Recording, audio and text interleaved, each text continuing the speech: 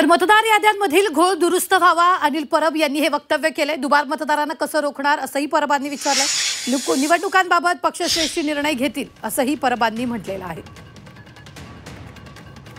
यादीमध्ये पत्ते चुकीचे आहेत किंवा हे जे घोळ आहेत, म्हणजे आपण बघताय की वडिलांचं नाव वेगळं आहे, मुलाचं नाव वेगळं आहे। एकेका घरावरती 40-40, 50-50 मतदार नोंदले गेले आहेत। एकेका यादीमध्ये दुबार आहेत, तिबार आहेत, वेगवेगळ्या यादीमध्ये दुबार तिबार आहेत। अशी जी काही नावं आहेत ही सगळी गाळून यादी स्वच्छ करून मतदार घ्यावं अशी आमची वारंवार मागणी आहे।